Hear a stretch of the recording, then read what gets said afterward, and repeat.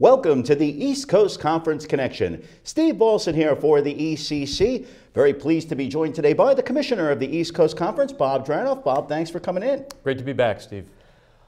Today we're going to talk about some initiatives and things that make Division II and the ECC specifically a little bit different from a lot of what people consider in terms of intercollegiate athletics on a national level.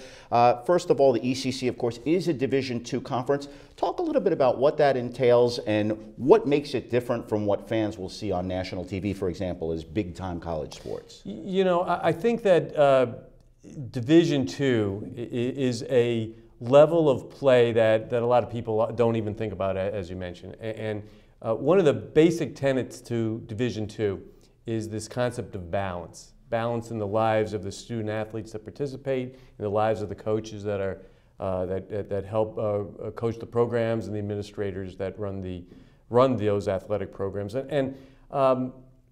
You say big time athletics, and I think if you ask any student athlete that's participating at a Division II school, they'll think that it's an amazing, I would hope they think it's an amazing opportunity to participate and grow. But again, that's probably the most important part of that whole equation, is offering student athletes the opportunity to be part of everything that a college has to offer. That whole concept of balance in their lives athletically, in the classroom, the opportunity to be involved in even more things outside of the playing field.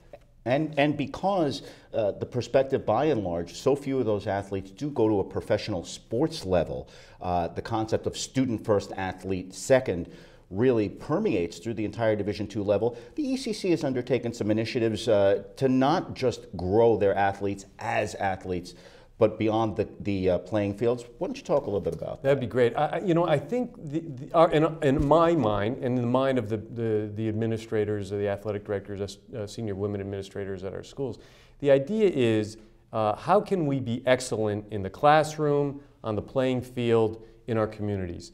And one of the programs that we're really proud of, maybe the signature student development program that we are committed to from the East Coast Conference is, as a matter of fact, we just had our 5th annual program. We call it our ECC, Experience in Community and Character.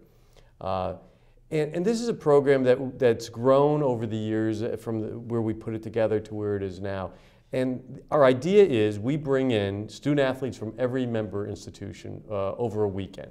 We put them up in a hotel room, we feed them, we put them together so that they're not in their comfort zone the entire time. And what we try to do is offer them opportunities to grow as people, build camaraderie with individuals that they have never had experience with, people from other sports, other teams, other schools. And then we've developed a number of sessions over the course of these 2 days that are aimed at building their leadership skills. A perfect example is, and we had our first fall program just a few weeks ago, and we do it out of our headquarters. We're headquartered on the Central Islip campus of New York Institute of Technology, and that's our base.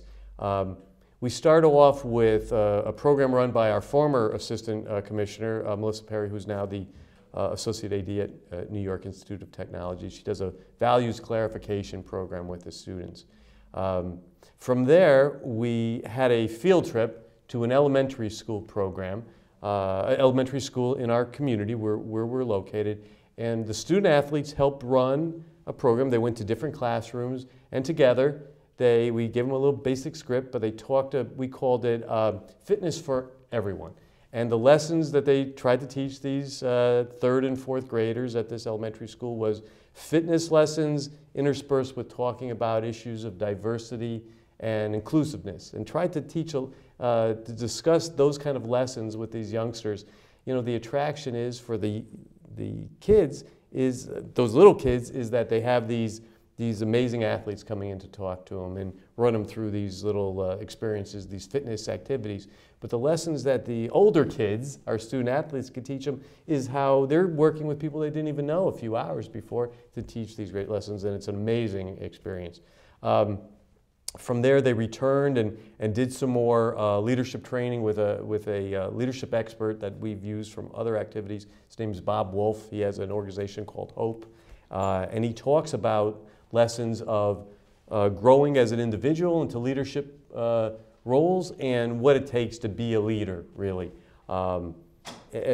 Excellent, very dynamic speaker. We finished off the evening that night with some more leadership lessons, and those we were really happy. We've built a relationship with former New York Islander, a hockey player named Steve Webb. Steve and his wife have created a community-based organization that they raise funds for and recognize youth groups and high school programs and college teams, now with their relationship with us, recognize their community service work. And Steve's discussion that night was to talk about how leadership and giving back work together. And he was outstanding. He's an outstanding gentleman, and kind of talked about how his growth as an athlete has always been part of the lessons that he learned from giving back. Next day, we brought the students back, athletes back again, and we just keep them busy all the time, and more discussions about life after college. We looked at, we did a roundtable of former East Coast Conference athletes who came back to talk to them about careers. We also talked about a couple of other former East Coast Conference athletes from New York Institute of Technology that have a program that they do, again, talking about leadership, branding yourself, selling yourself. John Dano and Ben Arcuri, former NYT folks, staff members there. And also we do a diversity training program. Like I said, this is packed into this day and a half. But the folks, we have a relationship with the National Consortium for Academics and Sports, and they come in and do diversity training for us. And so the students are asked to, again, be put in difficult comfort zones, but talk about, really explore their understanding of what the world is like, and understand that what diversity, what inclusion is about. We finish off the evening with a program that the student athletes run for us. We had this year over 70 young people and their families. We also have a group of developmentally disabled adults that come in. We bring them in, and this year we had a Halloween party for them. And so we run through a bunch of games and activities. We have candy. The student athletes run these events with them, sit with them, and have dinner.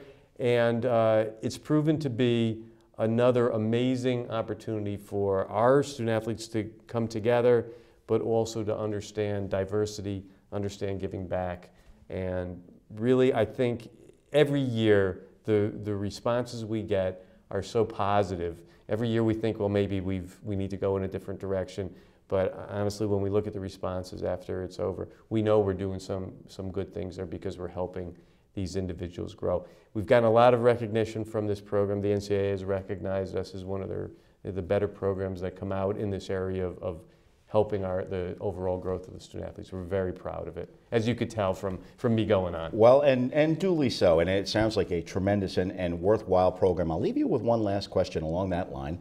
Having spent the better part of the last 2 decades of your professional career in Division II intercollegiate athletics, and understand that it is a slightly different niche, sometimes having to explain to an administrator what your value is in the scheme of general college life, what has it meant to you personally over the course of your tenure to see some of these athletes come back later in life and what they've become as leaders, as individuals? Great question, great question. And I think that point is one of the things that makes Division II so amazing. I look at at all our schools where a lot of our coaches are former Division II athletes from those institutions or others.